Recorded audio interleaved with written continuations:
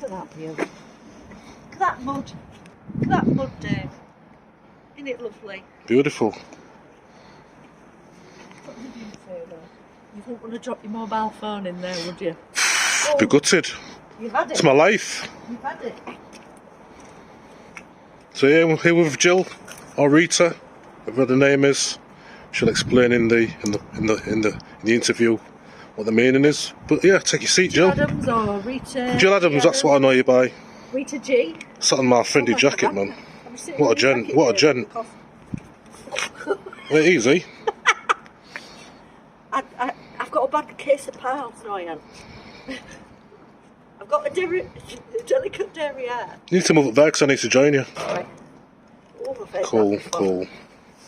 Want to show your jacket? Yeah. Oh yeah. That feel.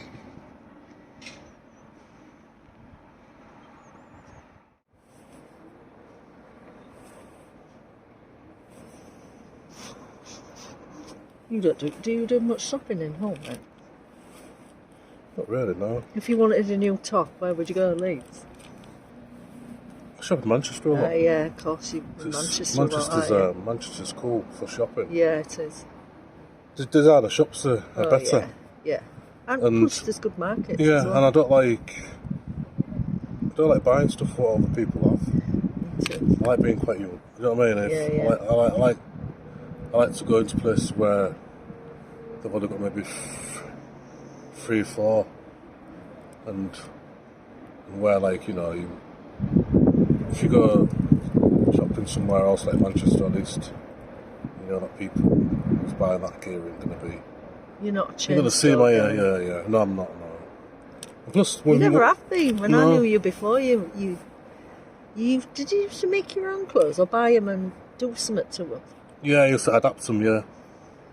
And my brother, he made a lot of clothes. So my brother was quite good at design and stuff, so he made a lot of garments, which was pretty cool.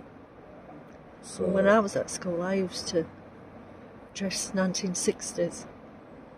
I used to wear miniskirts when everybody else was like permed hair and floppy fringes and all that. I was like influenced by Twiggy. Oh, Twiggy, yeah. And I was like dressing in like, I was going to charity shops and getting, you know, dresses and getting my mum to change them and wearing like kinky boots and just wasn't like anybody else. Yeah, Twiggy was a bit of a fashion icon, wasn't she? Yeah, and then I used to come on a Sunday in town sketching in like a long dress sometimes, like a bit hippie-ish. I used to just, whatever my mood was, whatever I was doing, I would dress. And then I used to twag school and go to Tower Cinema, and I got addicted watching Annie Hall, you know, the Woody Allen film. And I dressed like her. She used to dress like a man, really. Baggy trousers, a shirt and tie, waistcoat, big floppy hat, and I dressed like that. And everybody else was into ABBA and shit like that, and I was like, just dressing different. And I think that was the start of me creating characters. It made me feel different, dressed like that. I imagined that I was somebody else, I think. It's part of not wanting to be like everybody else, though. I think I knew deep down I wasn't like everybody else, so instead of like just feeling like an outsider and having it hidden inside, I then dressed differently, so I really wasn't like anybody else. It's nice anyway not being a clone. Yeah, exactly. Cloned off like everyone. Yeah. Some people like to be sheep, some like to be shepherd. Yeah. Some people want to dress the way the mates dress. Yeah, fit in, yeah. It's like, I never did. That's why I love punk. Because even though punk was like, it had a certain, you know, vibe about it, anything went. You could dress. They celebrated being different, didn't they? Yeah, it did. And a lot of punk styles were just like, looked, even like fashion. Fashion, like British fashion, did adapt a lot of like punk styles. Yeah. You know what I mean? You see it a lot because it was real. Just not the anarchy side of it, but just real different, wasn't it? Yeah, it was. I once went to Ferran's art gallery because I had a painting they'd accepted, you know, and they, you know, when they do that the local thing. And I wore a cape and a floppy hat and platform boots. Wow. I know. And I remember bumping into one of my dad's friends, and they went, "Whoa, what are you today?"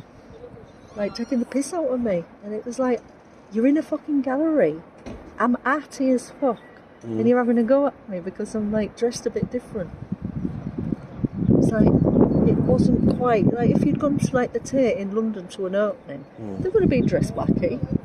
But in Hull, for some reason, he took the piss out of me. Grown-ass man. Taking a piss out of a teenager. Instead of going, "Oh, it's amazing that you've got a painting on it." And I never forgot that. And I remember thinking, I'm from now on going to dress however I want because I like the fact that I piss people like you off. But that just shows you what's inside people's heads anyway, doesn't it? Yeah. I mean, when people react in that way, you always think, well, come on, you're old-fashioned, or come on, like you're hip with the game, or what? Yeah. I always do anyway. I didn't have a go at him with his camel coat. People pass daft comments, I'm like, get with it. Yeah, exactly. Fuck you. With your camel coat that you bought from Max's. Camel coat.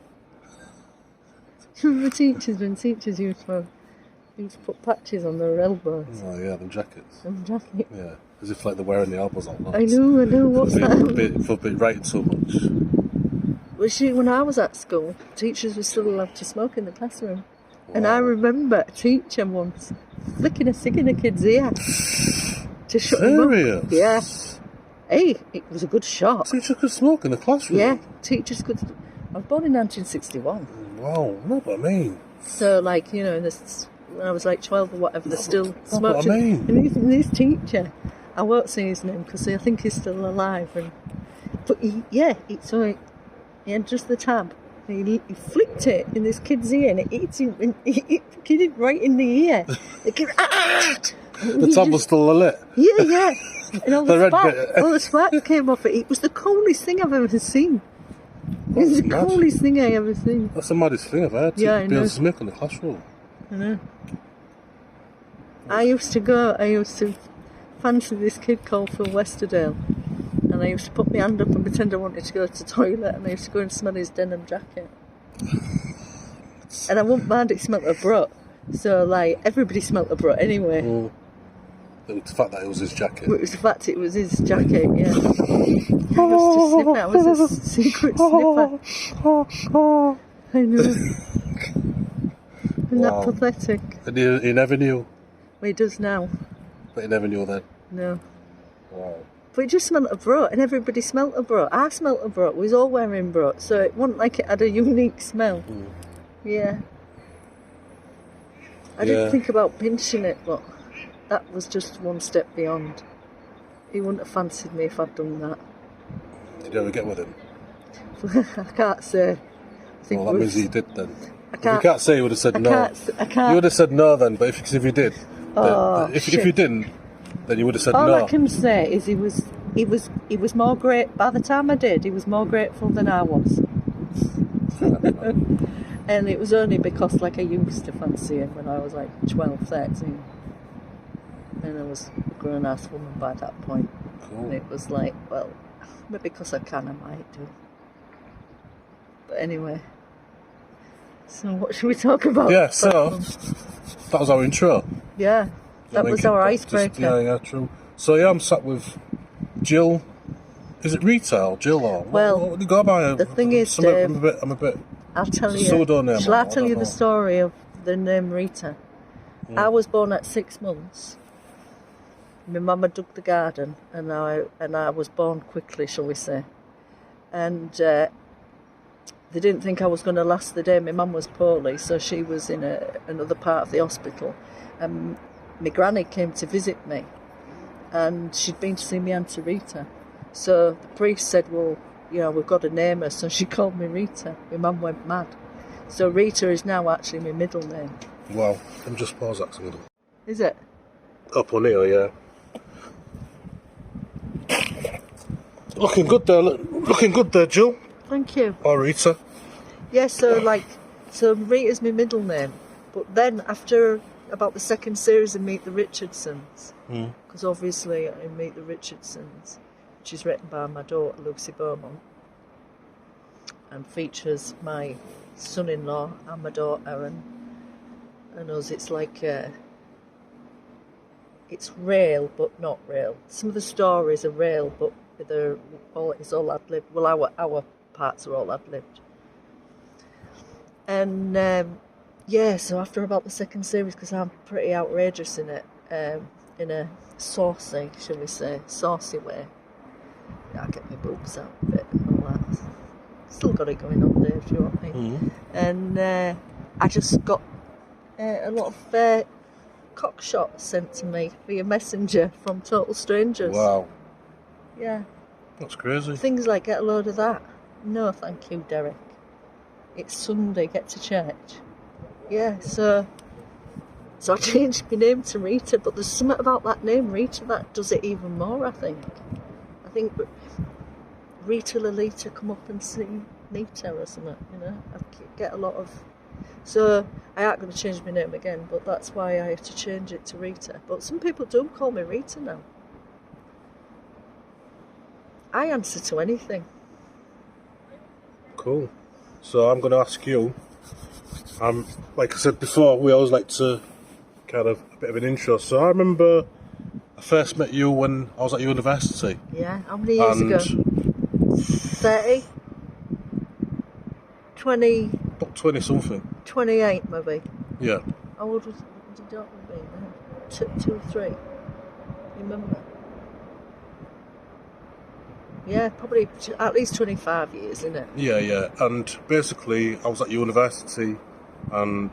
You was doing media? I was doing media, documentary production. Yeah. And you was one of our lecturers. I was, yeah. And I remember when they said that we've got this lady coming in, she writes... Did they call me a lady, Mark? Yeah, said she's wrote for the TV. Yeah. A few soaps and stuff, and she was going to teach us about, script writing and things like that. Yeah. And obviously, years later, I'm sat here now. I know. And well, you was an unusual student because you knew what you wanted. We got, I'm not saying everybody was flaky or anything like that, but a lot of people come and they do courses to fill a gap until they know what they want to do. And I think in those days, media seemed as an easy option for somebody. I think, it's like doing drama, whatever. They do it to fill a gap, but you knew that you wanted to be involved in media. You had a vision at that age, and you said, I remember you saying to me, I'm not here to mess about, I'm here to learn. That's my phone. Oh, yeah, so back to... So how we met, really, 25 years ago. Yeah, so basically, So could you tell us? Because I remember when you said that you wrote for a couple of the soaps and stuff. What was at that it? Point, 25 years ago. So I would have at that point probably wrote for the Bill, storyline for the Bill, maybe Casualty, and I'd done quite a lot of theatre as well, hadn't I? But I think what it was as well is the guy who got me the job, Mike Healy, he'd been a producer in television, and it was interesting because I was much of a student as you was. You probably didn't even realise that, because I was learning whilst teaching, which sounds bizarre, doesn't it? Mm. But I think there's nothing better that when you're writing and when you're actually you live in it as well as teaching it. What is exciting about it is I'd go to a script conference in London or whatever for a few days, and I'd come back and you'd get that energy. I was able to teach what was happening right there and then. So I wasn't like one of those teachers that was like, I did it years ago and it's changed now, but I'll teach you the basics. What was really important to me and what I couldn't tolerate was people using it as a stopgap, because I felt like it was really important that the media courses didn't get a reputation of that, because we needed young people. Because I was going to meetings and I ain't been mean, but it was often I was about the youngest quite often, Now, what would I have been then? I would have been maybe in the 30s, 35. And I was the youngest. You know, television was going through quite a lot of change, so it was really important to me that I was bringing younger people through and exciting them about, you know, working in the media, particularly script writing, particularly in television. We needed it. And you, as I say, you was unique because you was a mature student. You was a little bit older. You also had responsibility at home, which made you like even more focused. And I loved that. You weren't a time waster, you know what I mean? And you was keen, and you knew, as I say, you knew what you wanted. And I vibe off that, do you know what I mean? I like that. It's interesting to sort of like see what you've done with your life, because you've gone and done it. Do you know what I mean? You're doing what you said you'd do. You know, you're controlling your own your own destiny. Yeah, your own material. You know, you're making stuff, you're editing it, you're choosing people who you want to work with, and you're doing it all. It's, I love that. Thank you. So the start of your kind of education. Yeah. Well, how did you manage to get into your education? Did you? I tell you, college, school, straight down the uni? line. The reason I became a writer was because I was told I was thick. I was told I'd never amount to any. I'm Asperger's. I've been diagnosed a couple of years ago with functioning female Asperger's, which means you mask your disability.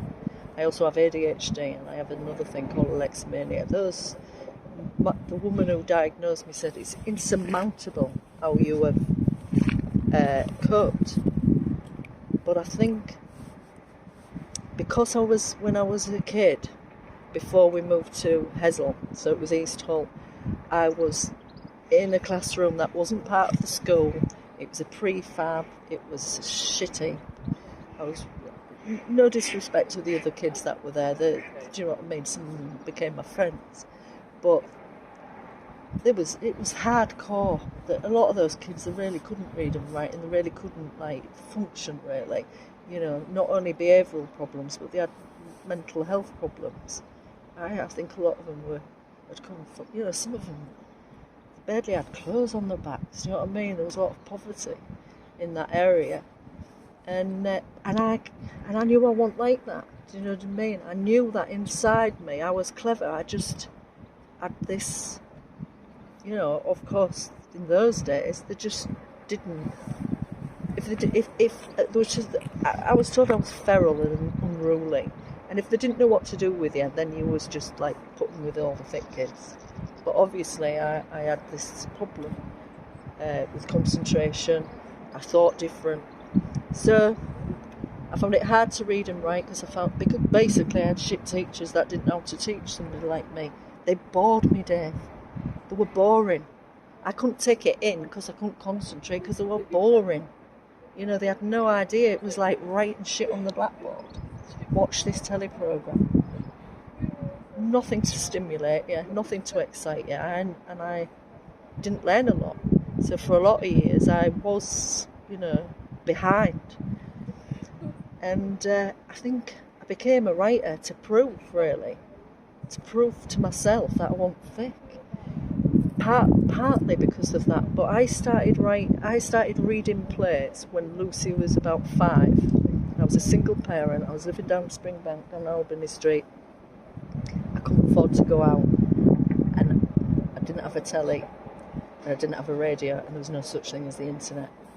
So I started devouring plays, reading plays, and then somebody gave me a typewriter, and I started writing plays, and it was to keep me company. The characters I created were based on, real life. My brother's partner, Mark, he used to have a hairdressing shop on Hill Road, and I used to sit in there and I used to watch the women stood at the bus stop that had left the fish house and the women that had left the shoe factory. And there used to be the women with the overalls and the turbans stinking of fish, and then there was the women that were a bit more dolly birds that had worked in the factory. And you used to imagine, and I used to see them laden down with the shopping, these women from Fish House, and I think I wanted to give voice to them. I wanted to know what made them tick, what the dreams and aspirations were, what was going on inside their heads, and that's where Fish and Leather came from.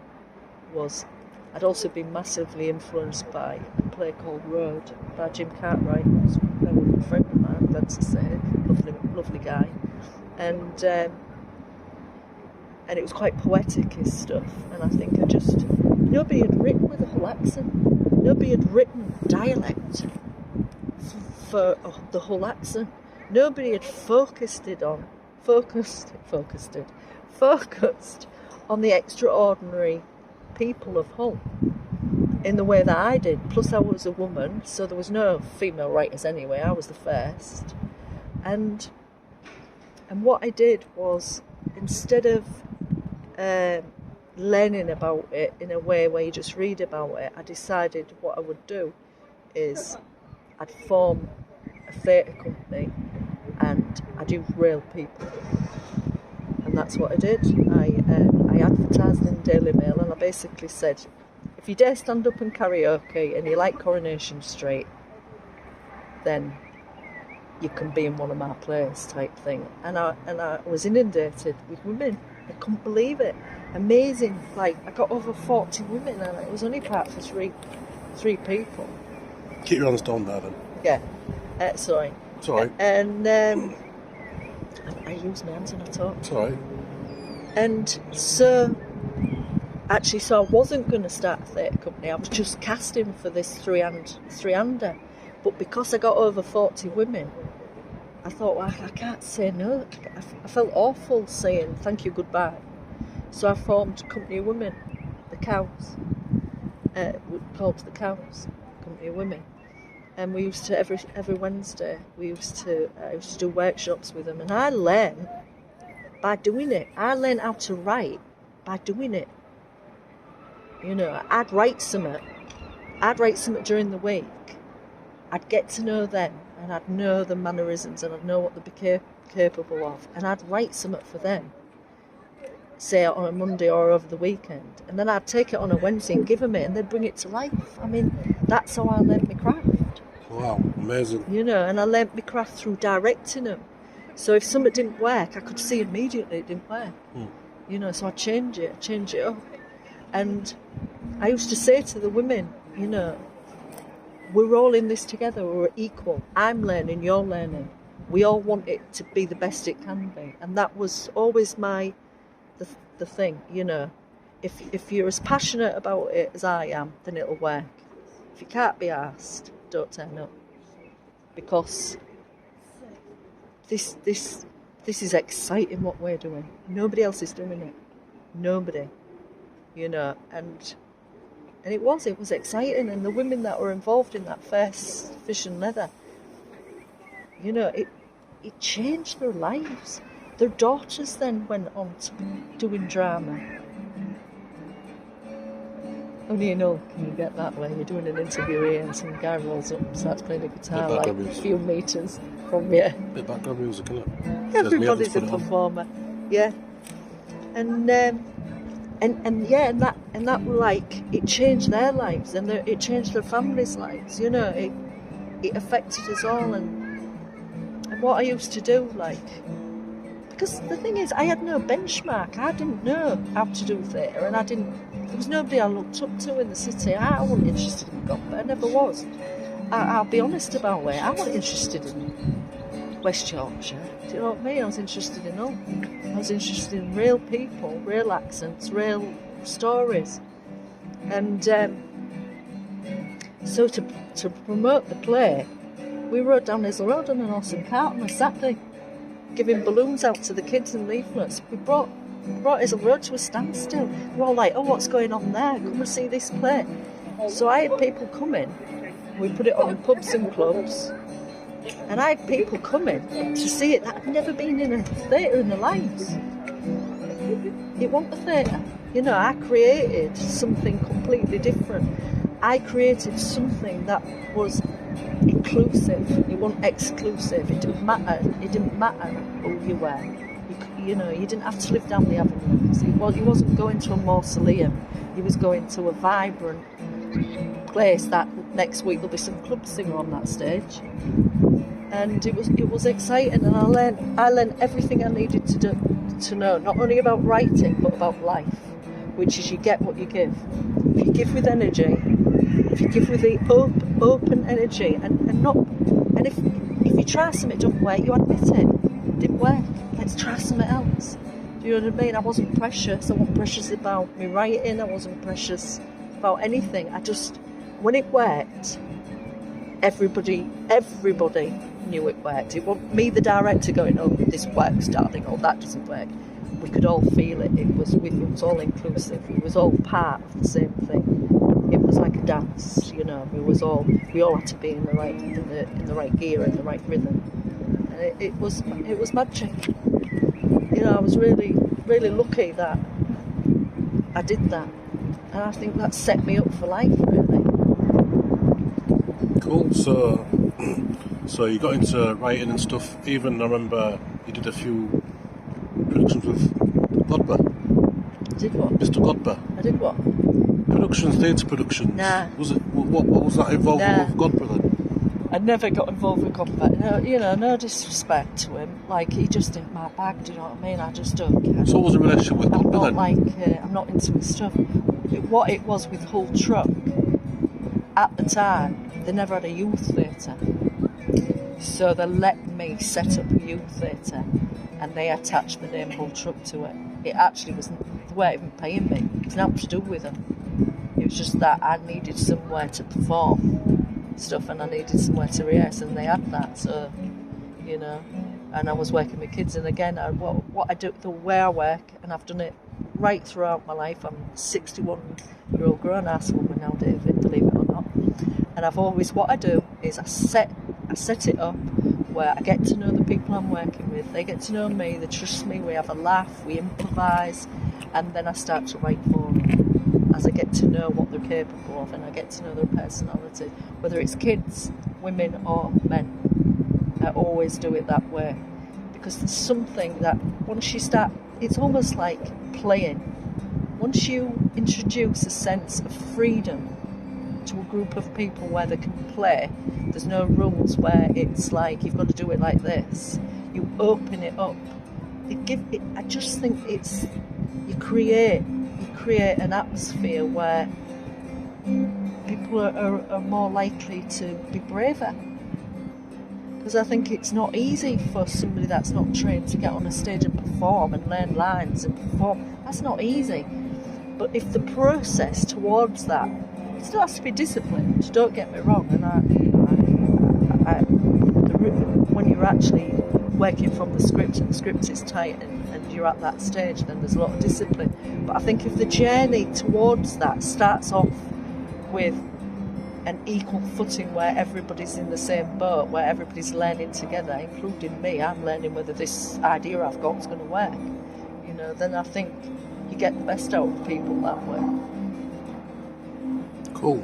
So, what about when you afterwards moved away? Yeah. Down south? Yeah, I've lived actually all over. I've always moved about every 4 years. So what places have you moved to then? It tends to be with work. You see, I've always struggled to try and make a living in all. That's the problem as a writer, you're limited. If you're not attached to Hull Truck, which we both know I'm not, where are you going to get your commissions from? Do you know what I mean? There's no television companies here. There's no, you know what I mean? So I've tended to move with my job, really. So you're actually sourcing work outside Hull? Yeah. Did you have an agent or anything like that? Or I had an agent. I had an agent for a lot of years, but I sacked that off. What about when you become pregnant? You took time out to raise your daughter? No, because I started writing after Lucy was born. I started writing. No, that's interesting, actually. When I was pregnant with Lucy, I was at art college. You know, on the road. Yeah. During the punk era. And then after I gave birth to Lucy, I then got a job at the BBC in set design as a set design assistant. and I lived in a house in London with actresses that had play scripts on the shelves, and comedian, and one of them ran a comedy club, a very famous one called East Yorkshire Tavern. So I've always been around theatre, acting and comedy, and as Lucy has, from a really young age. We used to get all the comedians coming to the house, like all the famous ones that are quite old now. So would you say Really. that's what helps Lucy start a career? I think she's always been around it. I think she's, I don't know. Rubbed off, or? Yeah, I think she always saw me writing. She used to come to rehearsals with me. She was in that whole truck production, right from being about 8. She went to Northern Theatre. I started writing for her. When she was 14, I wrote a play called Crush for Radio 4. It was actually, or was it Radio 2? I can't remember. It was Radio 4, I think, but it was a special series of plays that were a little bit more risky than you would get, like, say, the Friday play or the afternoon play. It went out much later. And I wrote a play called Crush, and it was based on a true story about a young girl who had a baby and kept it secret, and then, bless her, put it in a skip. And it affected me, you know what I mean? And our Lucy was like 14 around that time, and she was about the same age. And so I wrote it with Lucy in mind. She was extraordinary. I mean, she had a natural ability from a very young age. She just had it in her. She was a God-given talent. She just had it. She had no. It was just natural. Is that part of what you had in you, from you then? Well, I think with me, what was natural in me was being creative, because my parents were art teachers.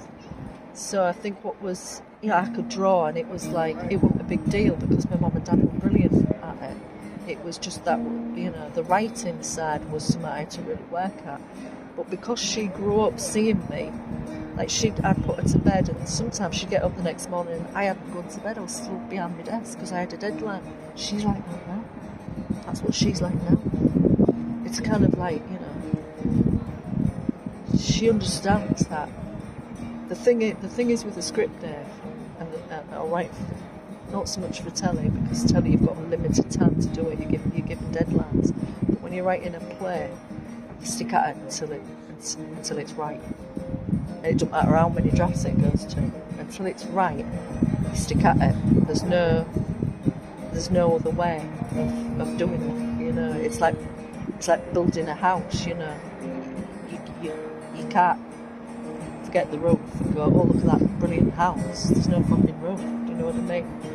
And the way I see a script is that the structure is the backbone, and without the backbone it can't run, it can't work.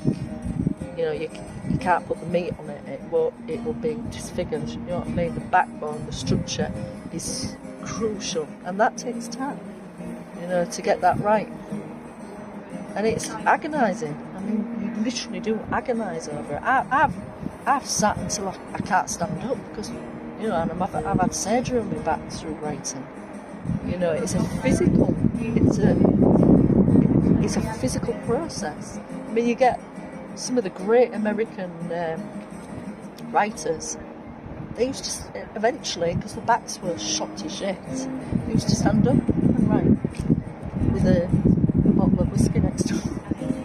You know, it is because you literally sat for hours. You know? But it's like meditation for me, writing. So was it hard being a mother and raising a daughter at the same time? Right, and writing. So it takes a lot of focus, doesn't it? Yeah. But what was hard, Dave, was making enough money to sustain our, you know, just any kind of like lifestyle and pay the rent. That's what was hard, you know. I aren't going to go on saying it's, you know, I could talk for ages. It would be a different podcast. You don't have to talk for ages. About the injustice of the system against women and against northern women. Yeah, we know that already, though. Do you know what I mean? It's like, but so it was hard making a living. It was hard being taken seriously. You had to prove yourself, and it didn't matter. Like, I mean, I used to take plays to Edinburgh. I used to win every award going. And I should come on and still not be able to get a fucking commission at Old Truck. Didn't make sense. So I ended up producing my own plays. I ended up writing them, producing them, doing everything, including booking the flat, casting it, you know. I mean, I had Martin Freeman in Jump to Cow Heaven, a play that I couldn't get anybody to touch. Nobody touched that play. So I did it myself, and I ended up with Martin Freeman, who's now a huge star, you know, and eventually I did that as a movie. It's now a movie. But I think what it is like when you're working on it, and I think it goes with anything, Dave, I think you'll agree with me, you've got to love what you do, because you're with it for a long time. And it's like when our Lucy's writing Hull Raisers, I said to her, the most important thing is you've got to love those characters and believe in it, because you're going on a long journey. And there's going to be a lot of, you know, ups and downs, and not everybody's going to love it the same as you. There's going to be a lot of changes, but you've got to blindly believe in it to the point where you have to do it. You know, it's a compulsion. You have to get you looking forward. It's nothing better. And you know this as a creator, and we're very lucky that we have this, but it's not there all the time, where you look forward to getting up in the morning and getting back to it. And you know you're going to be sat for hours, and you're going to ache like fuck, and you know everybody else is going out, and everybody else is having fun, and everybody else is going on holiday, and you're still slaving away at something that nobody knows about, because you can't at that point even talk about it, because you're not allowed. And people say and people judge you. They go, "You're as good as the last thing you did." So like it can take.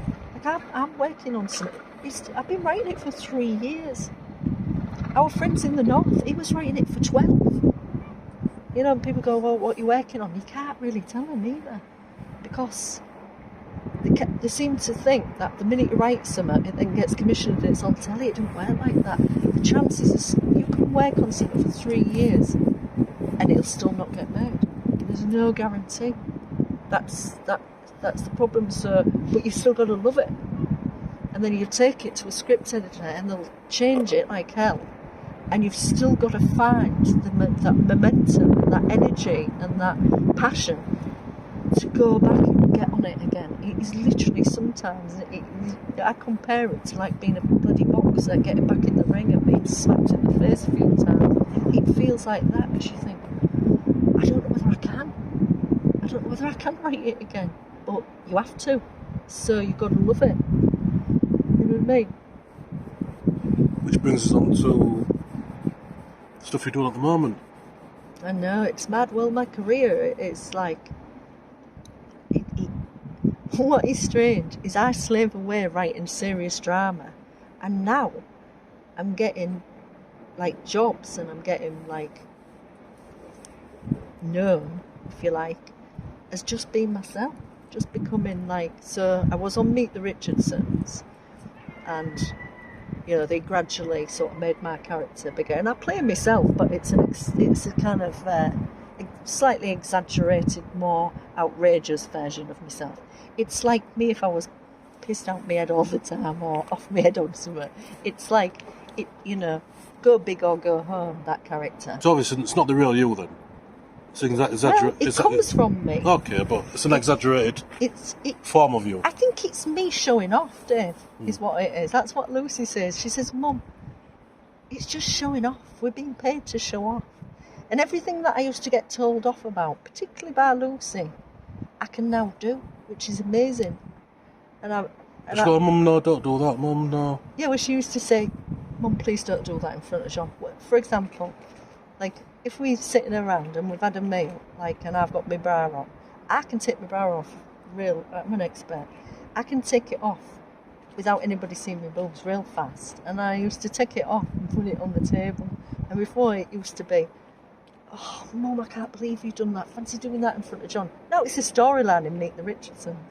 So it's a good job I've been outrageous all my life, because she would have now to write about Dave if I hadn't been outrageous and naughty and saucy and up to stuff I shouldn't have been. Misbehaving. Yeah, I'm paid to misbehave. Yeah, so all these years of like slaving away, writing serious drama, I'm now more famous for like jumping out of a cake on Meet the Richardsons dressed like a stripper, or marrying Johnny Vegas in a leopard print catsuit, lycra catsuit, or having a scrap with Liz McDonald from Coronation Street. But I think, because it's all ad-libbing, so they put you in a situation, but you're reacting as if it's real. But I think all the years of writing characters and writing dialogue, I think that's in me, and I think that helps me to be spontaneous with it. Where John and Lucy, they've done, like, you know, particularly John, did years and years, like, doing stand-up, do you know what I mean? I tried a bit of stand-up not long ago, so that I could feel what it's like, do you know what I mean? It ain't for me. Stand-up's not for me. But I got a feeling of, like, what it's like. Where Lucy, she was up and down the country, going to really rough places, getting heckled. You know, she served that, like, School of Hard Knocks. She's incredible, really. You know, she can handle... She used to ring me up and I used to see where she used to go, I don't know, I'm in the middle of nowhere, I don't know where the station is. And she used to have this cardboard cut-out thing that she used as part of her act, strapped to her back, you know, and she proper did graft. I mean, she's just... People don't see that side of it, though, do they? Oh, she used to ring me up going, Mum, I can't do it, I don't think I can do this anymore. They didn't laugh, and it's like, where are you? Oh, I'm in bloody, I don't know, Cambridge or something. It's like, well, of course they're not going to laugh. Do you know what I mean? They don't get you. You're a lass from home. Not everybody's going to get you. Get that quick. But she's gone mainstream now. Like, you know, I mean, she's learnt a craft and then some. She's teaching me, you know. I think if I've taught her anything, it's just to never give up. I think that's what I've taught her, and now she's teaching me to not give up as well now, you know. But I'm like this, it's like every opportunity you get, take it. Because I remember turning stuff down, you know, because I had maybe 2 or 3 jobs at one point, and I will turn something down. They don't ask you again. Just try. Just try and juggle it if you can, because everything's a learning curve. You know, I got offered a residency at the National Theatre, and unfortunately my mum had just died, and like I couldn't leave Lucy, do you know what I mean? There was no one to look after him. And I said to my dad, I won't get offered this again. And he said, well, you can't do it, can you? And the thing is, not only did I never got asked again, they kind of weren't interested in me anymore. It was like nobody turns the National down. Well, I had just lost my mum and I am a single parent, but you know, okay, if you aren't interested in me anymore because I've said no to you, then fair enough. But you know, you can't do everything, can you? My life might have gone down a totally different avenue. It might have gone to my head. I might have, like, I don't know, lost my realness. Well, your destiny's your destiny, innit? You can't control it. No. And you know, if you're meant to, if you avoid certain situations, or it's not meant to happen, it's not meant to be, is it? That's what they say, don't So that's the path into it, yeah. which we don't know how it's going to turn out. But you know that thing where you turn something down and it niggles you like for years, and you think, I maybe shouldn't have done. It was one of them, really, and I think it was only because it was the National, and it would have been a recognition that, like, certain people, it's like, you know what I mean? Like, Lucy's always been respected as a stand-up comedian to people that have seen her in the show, but now she's proved herself in telly. They're chucking stuff at her now. She couldn't even get a meeting with the head of commissioning at the BBC for years. They weren't interested. When she did to Hull and back, it was the funniest show. They repeated it so many times because it was the funniest show on the radio. It was fresh, it was different, it was real. People in Hull that had never tuned into Radio 4 was all tuning into Radio 4. It was a massive hit. She still couldn't get a meeting with the head of commissioning at the BBC to turn that into a telly series. But now, falling over themselves, trying to get her. Do you know what I mean? It shouldn't be like that, Dave.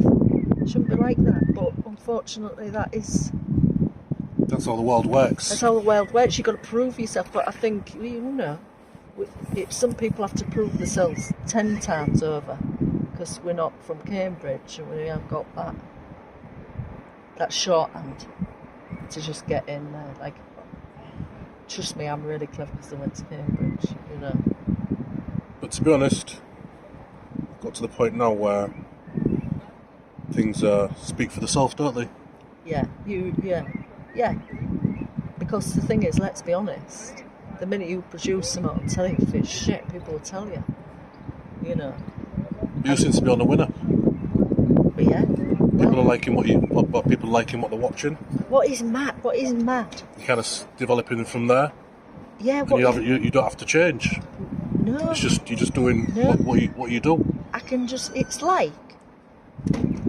I actually think on some level I must have manifested this. I must have thought at one point when I was like 3 a.m. working away on a serious script where somebody's like getting murdered, I must have thought, oh, for fuck's sake, I just want to do comedy. I just want to be myself. But did you see yourself as a comedian? Well, because when I spoke to Lucy, she was like, "My mum's stealing the show. She's great." I'll be honest, and this. No, this is a sad story, so don't laugh. This is a sad story, Dave, so don't laugh. You relax. I like it, you're laughing. I love the sound of laughter. When I was struggling at school, I learnt very quickly that if I made them laugh, they didn't hit me. So I was leery and I was cheeky. Teachers who couldn't get away with it so much with teachers, but I knew how to make people laugh. And I knew how to turn an aggressive situation into them laughing. And I didn't mind them laughing at me. You know what I mean? It was easier than getting punched or called thicker or jipper or feral, or, you know what I mean, and all that shit. So I think I've just got licence now to be outrageous and get paid for it. And do you know what? That isn't a bad job, is it? No. Show me the money. It's That's great. all I say. It's great. Show me that. I've just been working with our John. That's John Richardson, my son-in-law. I can't say too much about it because I'll get into trouble. Okay. The minute I was. You tell me a little bit from my podcast. But the minute I got the news what I was going to be doing, I put it on Facebook, and it was like the director said, "Take my face off Facebook," and it was like, bloody hell! It's like, how did he even know? Do you know what I mean? It was like, because I get excited and I want to share it. He's got his spies out there. Lucy says, "Mum, it's not sharing, it's showing off." It's like, well, it's nice to have something to show off about, isn't it? Do you know what I mean? We've all had a lot of shit happen to us over the past few years. You know, it's nice. You're only pioneering your stuff and pioneering your work. Exactly. And why shouldn't you? Yeah, exactly. So, so I've been, I can say it's for Channel 4, and I can say that it'll definitely be funny. And it's definitely something to do with me being his mother-in-law, and we travel abroad, and we've just filmed it in Spain. Nice one. Yeah, it was amazing. It was amazing. It was so surreal. The experience was so surreal that, like, I almost feel like maybe 10 days ago, maybe 15 days ago, I took some acid and I've been on a crazy trip, and now I'm getting the flashbacks. When you think about it, that's how. Start sniggering every time you think about the sketches. I know, and every now and again I text our John and I say, and I'll say something like, I can't say what, but I'll say something and he knows what it means, and he'll go, "Man, that was mad, wasn't it? Was that real?" It was like, yeah, it was real. Did we really get paid to be put in that situation that was like so mad and so like surreal beyond belief? Yeah, there was a lot of mad stuff. I did sing opera at one point. I was meant to do karaoke and I ended up singing Nessun Dorma. Well, with our John. So, and there was people like that. There's people like that, but I believe I can sing opera anyway. Everybody believes that they can sing. No, I can sing opera, Dave. I don't believe it, I can. I'd like to say I'm trained, but I'm not. But yeah, I can smash glasses with my vocal cords. Serious? Do you want me to smash your sunglasses right now? If you want. No, better not. Look, Better not. They're try. good now. They're Have a good try. ones then. They're good ones.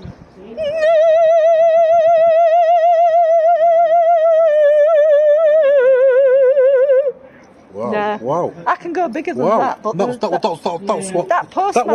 That wasn't with even any vocal cord practice. Oh no, but I could go louder Wow. than that. But that postman's putting me That off. was amazing. Oh, he's delivering Go flowers. for it. He's Don't let him delivering put you off. He's not even looking. I better standing up. He's not You even see, looking. that would be the perfect spot for me, right on the top of that building. I could really let rip there, couldn't I? That wasn't even stood up. That wasn't even without any. No. You didn't even have a glass of water. No, I know. Wow. See what I'm talking about, don't It's you? come from within that. Oh, yeah. Yeah.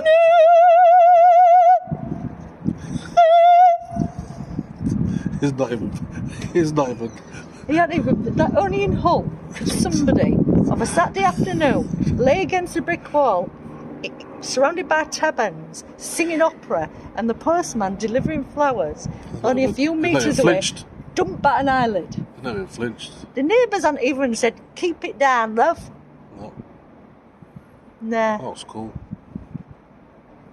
But yeah, So that's it. that's isn't it. I'm That's, buzzing. I know. That's we've had a nice breakfast, haven't we, this morning? But we had a lovely breakfast. Spoke for about 2 Where hours. did we go? Weatherspoons. Yeah, 3 John Scotts. Spoke for about 2 We had a- hours. Vegetarian breakfast. Dave had my extra sausage. He said, oh no, I can't, Jill. Oh, go on then. I was like, oh no, I can't have the extra sausage, can I? Yeah. He went, go on then, have it. Yeah, And I we had did. a laugh. And I had a woman come up to me and ask. She didn't ask. They don't ask for your autograph now. I've spent years practicing my autograph, and they don't ask you for your autograph. They want your picture, don't they? That's it. Kudos. Yeah. So that was cool. Oh. I like that. Bring it on. That's what I say. She We all need our she recognised you. heroes. I know. What did you tell her? She said, "Where's your lycra? Where's your lycra?" I said, "Oh, it's under it. It's underneath my dungarees." So anyway, I'll just tell you this real quick story because this is funny. In Meet the Richardsons, I don't know quite what the story is, but I talk about Taking big farting. hands off this wall. I talk about farting and following through, as you do. And so I went to paper shop the other day, and I came out of paper shop and I was walking down the road, and this woman came and stood in paper shop doorway and shouted, "Oi! Are you that woman who farted and followed through?" I said, "I'm not. I've never been so insulted in my entire life." Just played it off like it wasn't you. Yeah, I don't know what you're on about. I don't know what you're on about. Must be someone looks like you. So isn't that wonderful that you're known for something? All them years of slaving away doing serious drama, and now I am now known as the woman off the telly that farted and followed through. You know. You saw What it here people first, just lining up folks. to take photographs. Yeah. But yeah, loved the interview, Jill. Is that all right for And you? yeah, it was nice, wasn't it? Nice, relaxing. And I got a lovely lift in your flashy sports car. I know. I know. I wish I'd seen somebody I knew. I know. It was So cool, wasn't it? I could show off. It was Look cool. at me. And we've been sat here, just nice and peaceful I know, I'm getting sunstroke. on a Saturday afternoon. I know. Wouldn't even expect it to be Saturday. It's nice and quiet. Don't let anybody else know about this spot though, 'cause it's a cool spot, isn't it? Yeah, we don't want anyone else knowing about this spot. No. But I think, because of these tab-ends here, I think it's a famous smoking area. But I've allowed you to sit down on my Fendi jacket. You have, and I ain't farted. Do you know what I'm saying? My Fendi jacket, man. I ain't farted, so you're all right there. And I didn't. I'm a gent like I that. definitely didn't follow through, David. I'm a gent. You are. Thanks a lot. Hugs. You're a cool guy. Cheers. Nice one. Yo. Peace out. Braille. Full Flava TV. Peace. Peace out.